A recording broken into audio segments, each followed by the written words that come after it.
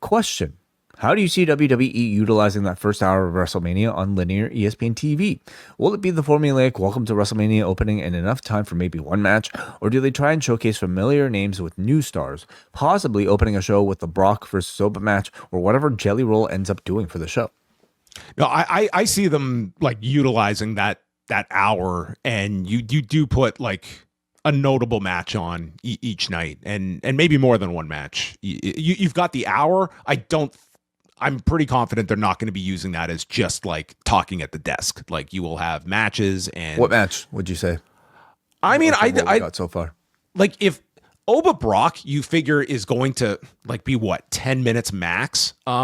Not the worst idea. Like I would put that on ESPN on the Sunday. Like I would use that for a big match, especially on the Sunday. Like Saturday's ESPN too, but is that match a big enough draw for people to sign up to Peacock?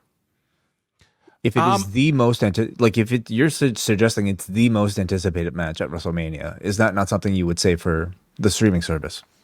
I think at the same time, you also want to command like what is going to get as I think they're looking at it as like what is going to attract like a big audience on TV. And if you've got like your title matches already on the Sunday, I think it'll be Logan Paul. So I'm not predicting the Vision win the tag team titles, and I think you do Logan Paul Theory versus maybe your tag team, whatever. Well, listen, if you could orchestrate like a Tom Brady appearance, doing that on ESPN would be I would do that instead of on the ESPN app. But I think part of it, I think they want to draw a really big audience that they can promote. Like, look what we did on ESPN linear on these nights. So I definitely don't see them being as like throwaway hours. Definitely. I think you want your biggest crossover stars that aren't necessarily the like main hook or main attraction for the actual wrestling show itself. And I think Logan, as at this point a mid-card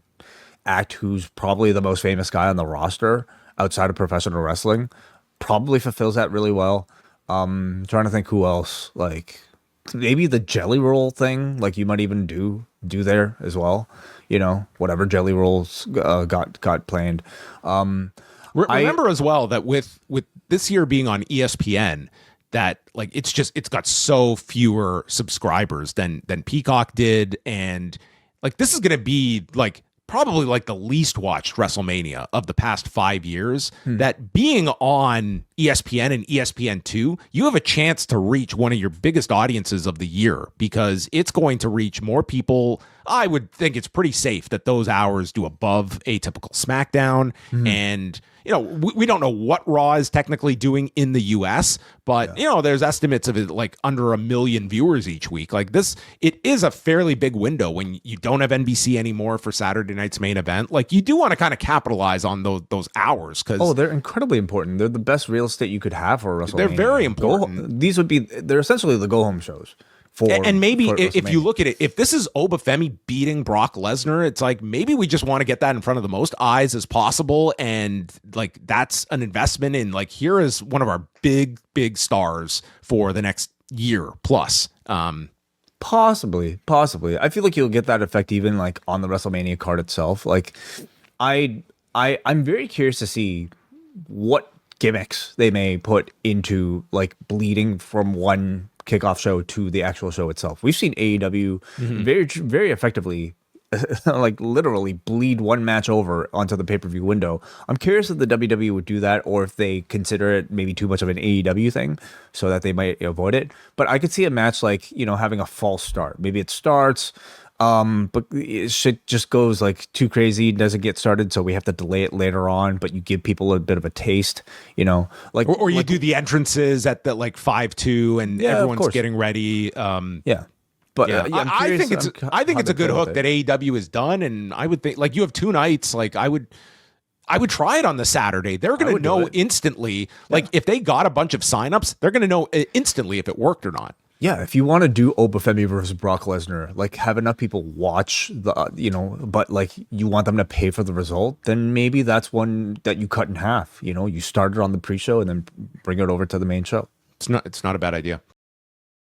The Post Wrestling Cafe is your one-stop shop for all of the coverage that Post Wrestling has to offer. 2 big rewind-aways this month with WWF Insurrection from May of 2002. This UK-only pay-per-view featured the Raw brand going overseas and ending with the infamous plane ride from hell. Then we're going to take a look at AWA's Super Sunday from April of 1983. A new edition of Talk Can Be Yours, plus MCU Later, Book Club, and coverage of UFC 326, TNA Sacrifice, and of course, XL editions of Rewind to Raw, Dynamite, and SmackDown with all the news of the day. Join now at postwrestlingcafe.com.